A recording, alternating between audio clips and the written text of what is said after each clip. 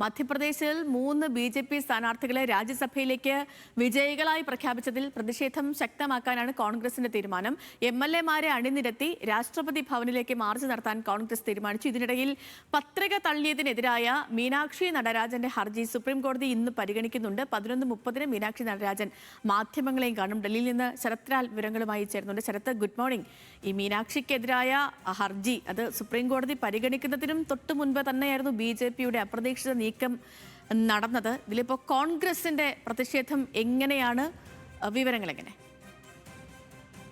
സേതുലക്ഷ്മി, കോൺഗ്രസ് അതിശക്തമായി പ്രതിഷേധിക്കാൻ തയ്യാറെടുക്കുന്നു എന്ന് വേണം നമുക്ക് പറയാൻ. ഇന്നലെ രാത്രി തന്നെ മധ്യപ്രദേശിലെ മുഴുവൻ കോൺഗ്രസ് എം.എൽ.എമാരെയും ഡൽഹിയിൽ എത്തിച്ചിട്ടുണ്ട്. ഇവർ മധ്യപ്രദേശ് ഭവനിലാണ്.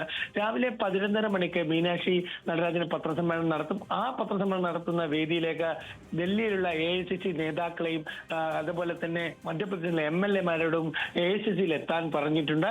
ആ നിർദ്ദേശത്തനുസരിച്ച് AICC എത്തിയും അവിടെ നിന്ന് രാഷ്ട്രപതി ഭവനിലേക്ക് ഈ എം.എൽ.എമാരും മീനാക്ഷി നടരാജനും അതേപോലെ മുതിർന്ന AICC നേതാക്കളും മാർച്ച് നടത്താനാണ് തീരുമാനം. ഇതുവരെ രാഷ്ട്രപതി ഭവനിൽ രാഷ്ട്രപതിയെ കാണാനുള്ള അല്ലെങ്കിൽ അപേക്ഷ നൽകിയിട്ടില്ല. അതുകൊണ്ട് തന്നെ രാഷ്ട്രപതി ഭവനിൽ നിന്ന് ഒരു അനുമതി ലഭിക്കുമെന്നും പ്രതീക്ഷിക്കാനും വയ്യ.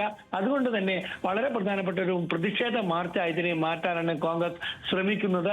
കാരണം AICC ആസ്ഥാനത്തിൽ നിന്ന് നേരിട്ട് രാഷ്ട്രപതി ഭവനിലേക്ക് ഈ മധ്യപ്രദേശിൽ നിന്നുള്ള കോൺഗ്രസ് എം.എൽ.എമാരും മീനാക്ഷി നടരാജനും അതുപോലെ തന്നെ AICC നേതാക്കളും മാർച്ച് ചെയ്യുന്നത് ജനാധിപത്യം സംരക്ഷിക്കാൻ വേണ്ടി എന്നുള്ളതാണെന്നാണ് കോൺഗ്രസ് വ്യക്തമാക്കുന്നത്. ഏതായാലും ഈ വിഷയത്തിൽ കോൺഗ്രസ് ശക്തമായ പ്രക്ഷോഭ പരിപാടികൾക്ക് തന്നെ ആണ് പ്ലാൻ ചെയ്തിരിക്കുന്നത്. അതിന്റെ മുന്നോടിയാണ് എം.എൽ.എമാരുടെ രാഷ്ട്രപതി ഭവനിലേക്കുള്ള മാർച്ച്. ശ്രീലക്ഷ്മി.